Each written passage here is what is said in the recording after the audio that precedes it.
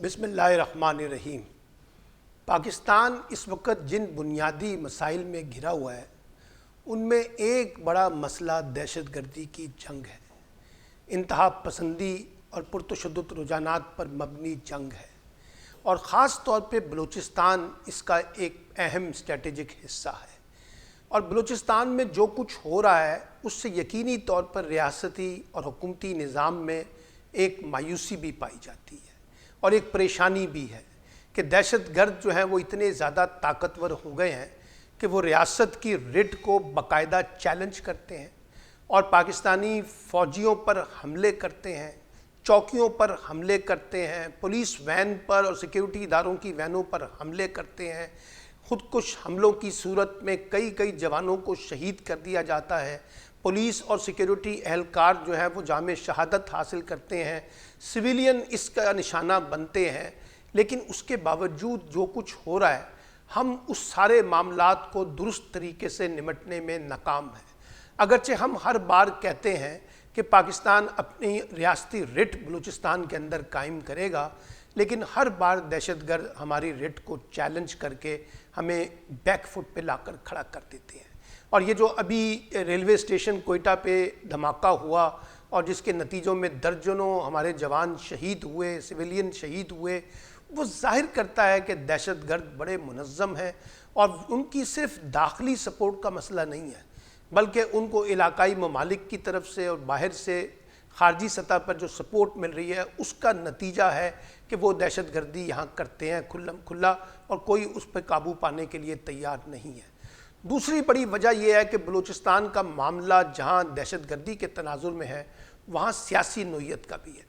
बलूचिस्तान में जो लोग सियासत करते हैं और इस्लामाबाद के साथ ख़ुद को जोड़ते हैं, इस्लामाबाद के साथ मिलकर सियासत करते हैं, इंतखाबात में हिस्सा लेते हैं, वो भी काफ़ी नाला नज़र आते हैं और उनको लगता है कि बलूचिस्तान के मसले को महज ताकत के अंदाज में हल करने की कोशिश की जा रही है, बंदूक के ज़ोर पर हल करने की कोशिश की जा रही है। सियासी लोगों के मुकाबले में गैर सियासी लोगों के साथ मिलकर बलूचिस्तान के मसले को हल करना और सियासी हिकमत अमली के मुकाबले में गैर सियासी हिकमत अमलियों की बुनियाद पर बलूचिस्तान से निमटने का जो निज़ाम इस वक्त रियासत पाकिस्तान के पास है उससे मायूसी पैदा हो रही है। और बलूचिस्तान के लोग भी ये समझते हैं कि इस्लामाबाद उनके लिए मसाइल पैदा कर रहा है और ताकत का ये जो नशा है जो इस वक्त हमारे यहाँ चढ़ा हुआ है उसके नतीजे में लोग रियासती निज़ाम पे तनकीद कर रहे हैं, रियासत से लाताल्लुकी का इजहार कर रहे हैं, रियासत पे खुल्लम खुल्ला कहा जा रहा है कि ये हमारे मफादात के बरक्स काम कर रही है। बलूचिस्तान में जो सूबाई हुकूमत है वो भी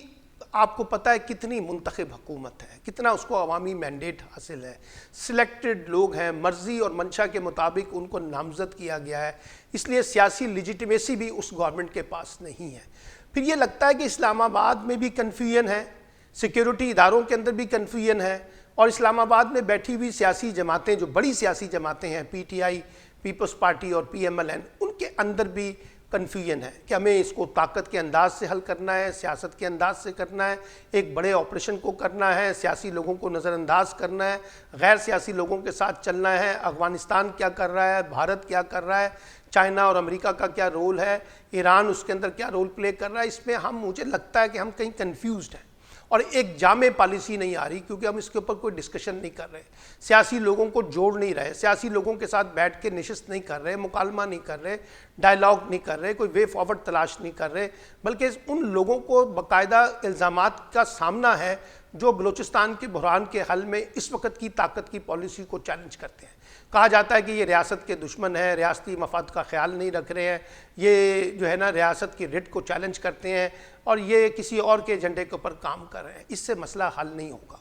और मैं बार बार कहता हूँ कि हमारी बड़ी सियासी जमातों ने मायूस किया है बलूचिस्तान के मसले के हल में। वहाँ ना गवर्नेंस है, ना सिक्योरिटी है और ना इदारों की बालादस्ती का मसला है और ना लोगों के बुनियादी मामलात जो बुनियादी हकूक़ हैं ना वो हल हो रहे हैं। इसलिए बलूचिस्तान के मामले को एक सियासी फ्रेमवर्क से, ایک سیاسی اینک سے بھی دیکھنے کی ضرورت ہے، اس کو سیاسی اینگل تلاش کرنے کی ضرورت ہے کہ کس طریقے سے ہم سیاسی حکمت عملیوں کی بنیاد پر بلوچستان کے مسئلے کو حل کریں، ہر ایک کو دشمنی کے فریم ورک سے نہ دیکھیں، اور جو لوگ اس وقت ایک متبادل آواز اٹھا رہے ہیں بلوچستان کے بارے میں ان کو بھی ساتھ ملانے کی ضرورت ہے، ان کے نقطہ نظر کو بھی سمجھنے کی ضرورت ہے، ان کو دیوار سے لگانے کی حکمت عملی یا ان کے خلاف طاقت کا استعمال جو ہے وہ ایک درست حکمت عملی نہیں ہے۔ اور میں بار بار کہہ رہا ہوں کہ بلوچستان کا مسئلہ ہو یا خیبر پختونخوا کا، یہ ہمارے اسٹریٹجک صوبے ہیں، اگر یہاں امن و امان نہیں ہوگا تو نہ یہاں ڈیولپمنٹ ہو سکے گی، نہ یہاں پالیٹکس مضبوط ہو سکے گی، نہ جمہوریت مضبوط ہو سکے گی، نہ آئین اور قانون کی حکمرانی ممکن ہو سکے گی۔ اور یہ جو ہمارے جتنے بھی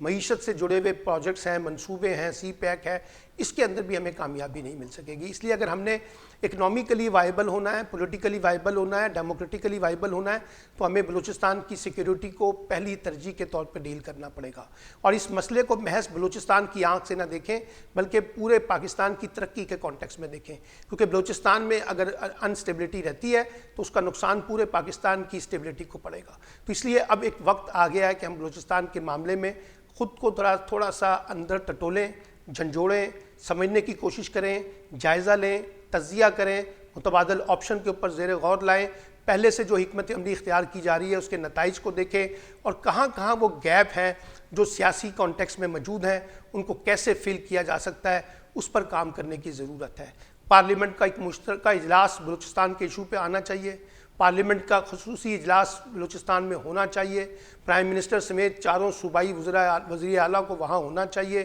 اور خاص طور پہ بلوچستان کی جتنی بھی سیاسی جماعتیں ہیں جو اس وقت الیکٹورل پالیٹکس کا حصہ ہیں ان کو انگیج کرنا پڑے گا، اور ان کو انگیج کر کے ہمیں ایک نیشنل پلان بلوچستان کے کانٹیکس میں بنانا ہوگا اگر ہم چاہتے ہیں۔ اور اگر اس کے کوئی تانے بانے دیگر ممالک کے ساتھ جڑے ہوئے ہیں جو پاکستان کو ڈیسٹیبلائز کر رہے ہیں تو اس پر پھر ہمیں اپنی سفارتی اور ڈپلومیٹک جنگ کو زیادہ فعال کرنا ہوگا، اس کو متحرک کرنا ہوگا، اس پر بڑی بات کرنی ہوگی، اور بڑے ممالک کے ساتھ نیگوشیٹ کرنا ہوگا کہ جو ممالک پاکستان میں مداخلت کر رہے ہیں۔ اسی طریقے سے بلوچستان کے نوجوانوں کو بنیادی اہمیت دینی ہوگی، گورننس کے معاملات کو امپروو کرنا ہوگا، کیونکہ لوگوں کے بنیادی مسئلوں کو حل کیے بغیر آپ سیکیورٹی کے ایشو کو بھی ڈیل نہیں کر سکتے۔ اور اسی طریقے سے پولیس کا نظام ہو یا سیکیورٹی اداروں کا نظام ہو، سیکیورٹی اہلکار ہوں، ان کو بھی ہمیں بنیاد بنا کر یہ سمجھنے کی ضرورت ہے کہ ان کی کیپیسٹی کو کیسے بلڈ کیا جائے کہ وہ یہ جو لا اینڈ آرڈر کی سچویشن ہے اور جو ٹیررزم ہے اس میں ہمیں ڈیفرینشیٹ کرنا ہوگا۔ بلوچستان کو صرف لا اینڈ آرڈر کی سچویشن کا سامنا نہیں ہے،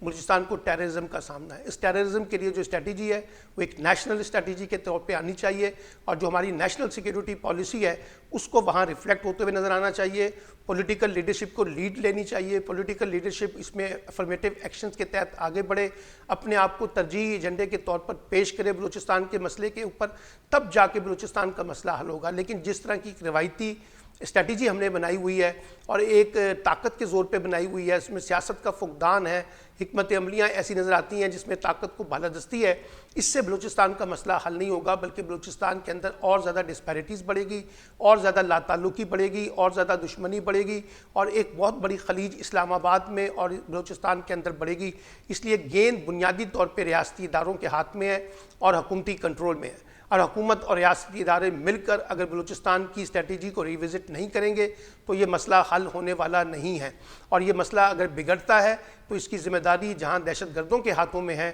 وہیں میں سمجھتا ہوں کہ ریاست اور حکومت بھی برابر کی ذمہ دار ہوں گی جو ایک ایسی حکمت عملی کو سامنے نہیں لا سکے جو پرامن بلوچستان کے سفر کو آگے بڑھا سکے۔ اس میں سیاسی جماعتوں کو، اس میں مذہبی جماعتوں کو، اس میں سول سوسائٹی کو، اس میں میڈیا کو آپ کو لیڈ لینا پڑے گا، اور اسی کی مدد سے بلوچستان میں ایک ایسا نیریٹو، ایک ایسا بیانیہ بنانے کی ضرورت ہے جو سب کو ساتھ لے کر چل سکے اور سب کے درمیان جو ڈیفیسٹس ہیں، بد اعتمادی کے ماحول ہیں، اس کو ختم کرنے میں مدد مل سکے۔